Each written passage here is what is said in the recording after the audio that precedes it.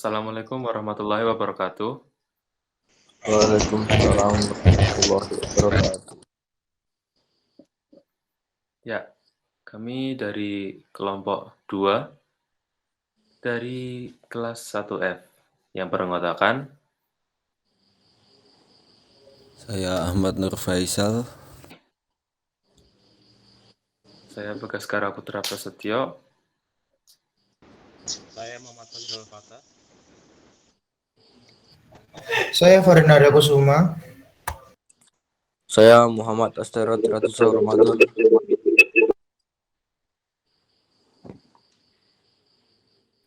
Saya Rania Nurayati. Saya Sinta Kartika Rumsari. ya, bisa di next slide.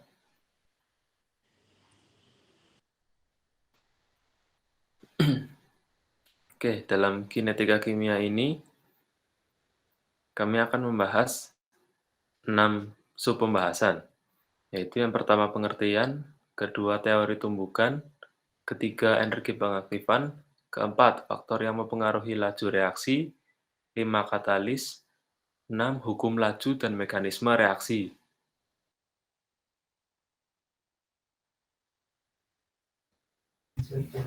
Oke, yang pertama pengertian. Kinetika kimia. Kinetika kimia merupakan cabang ilmu kimia yang mempelajari kecepatan atau laju reaksi dan mekanisme reaksi kimia. Lalu yang kedua, laju reaksi. Laju berkurangnya konsentrasi suatu reaksi atau laju bertambahnya konsentrasi produk persatuan waktu. Dan yang ketiga, mekanisme reaksi. Urutan atau rangkaian langkah-langkah reaksi menuju tersusunnya reaksi total atau reaksi overall. Selanjutnya ada laju reaksi kimia adalah perubahan konsentrasi per reaksi atau produk dalam suatu satuan waktu. Laju reaksi dapat dinyatakan sebagai laju berkurangnya konsentrasi suatu reaksi atau laju bertambahnya konsentrasi suatu produk persatuan waktu. Penentuan laju reaksi. Laju reaksi ditentukan melalui percobaan, yaitu dengan mengukur banyaknya reaksi yang dihabiskan atau banyak produk yang dihasilkan pada selang waktu tertentu. Oke, bisa dilanjut.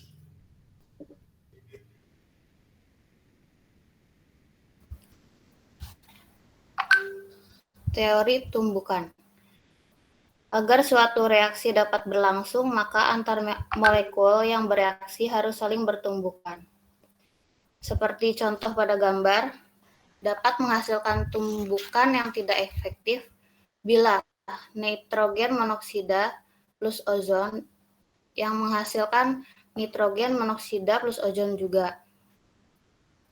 Lalu, dapat menghasilkan tumbukan yang aktif apabila nitrogen monoksida plus ozon akan menghasilkan nitrogen dioksida plus oksigen. Tumbukan antar molekul memiliki syarat. 1. Orientasi arah yang tepat antar atom dan atau molekul yang saling bereaksi. 2. Energi yang dihasilkan melalui tumbukan tersebut dapat melampaui energi aktivasi. Energi aktivasi adalah jumlah energi minimal yang diperlukan untuk menginisiasi berlangsungnya suatu reaksi kimia. Selanjutnya.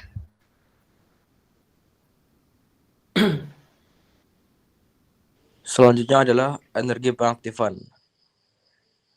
Energi aktivasi adalah jumlah energi minimal yang diperlukan untuk memulai suatu reaksi kimia.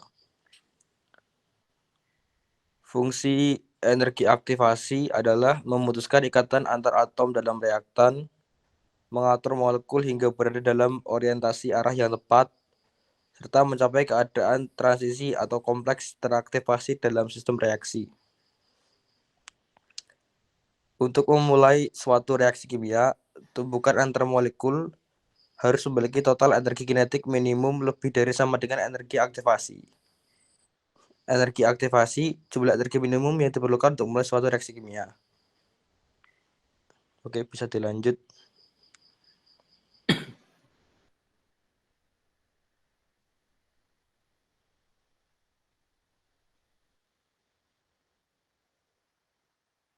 Oke. Yang keempat, ada faktor yang mempengaruhi laju reaksi. Ada beberapa faktor yang mempengaruhi laju reaksi, seperti sifat reaktan, yang berarti bisa sangat cepat dalam temperatur kamar, ataupun bisa sangat lambat dalam temperatur kamar. Yang kedua itu, ada ukuran partikel reaktan, yang berarti semakin halus zat yang bereaksi, semakin luas permukaan, hingga terjadi kemungkinan tumbukan antar molekul. Yang ketiga, ada temperatur atau suhu. Energi kinetik harus sama atau lebih besar dari energi aktivasi. Reaktan harus bertumbukan pada sisi aktifnya.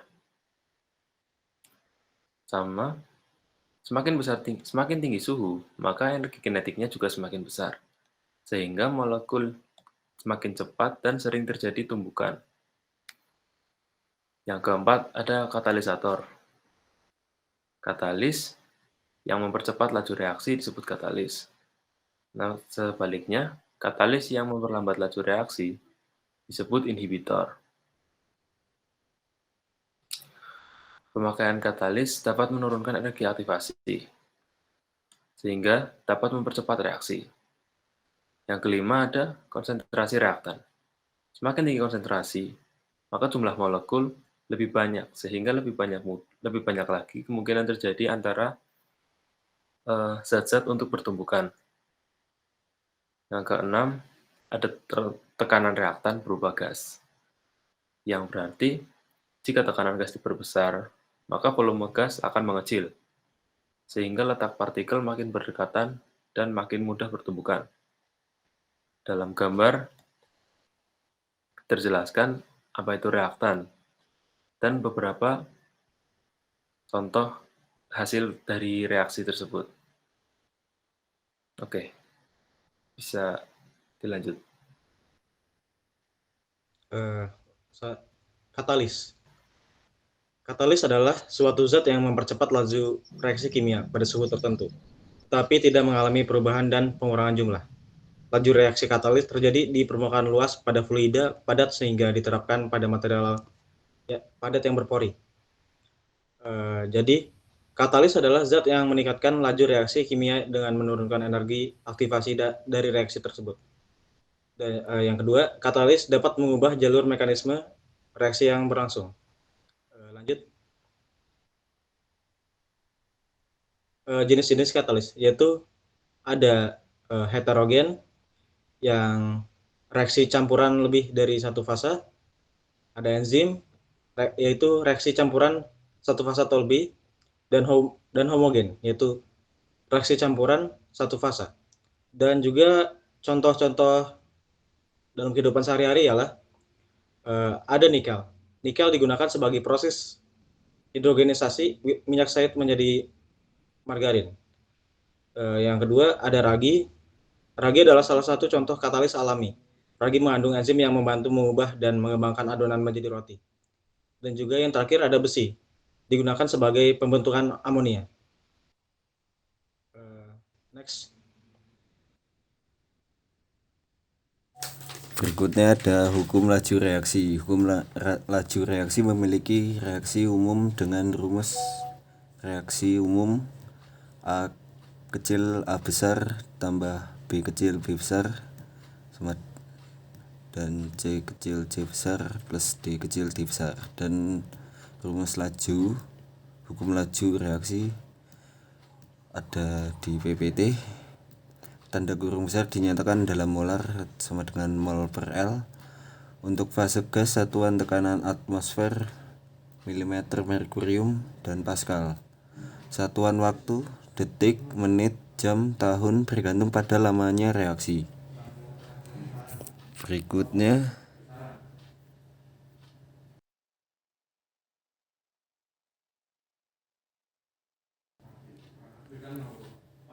hukum Laju reaksi adalah persamaan yang menghubungkan laju reaksi dengan konstanta laju dan konsentrasi reaktan. Salah satu cara untuk mengkaji pengaruh konsentrasi reaktan terhadap laju reaksi ialah dengan menentukan bagaimana laju awal bergantung pada konsentrasi awal. Next. Konsep laju reaksi. Laju reaksi kimia adalah perubahan konsentrasi bereaksi atau produk dalam suatu satuan waktu.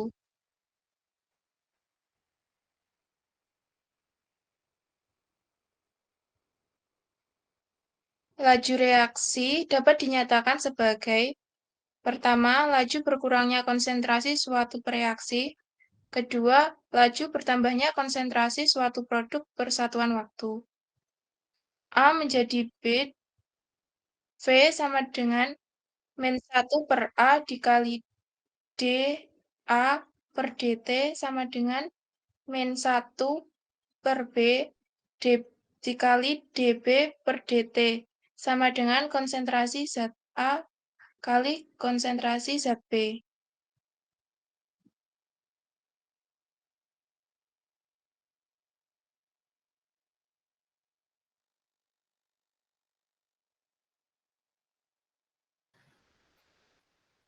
Oke.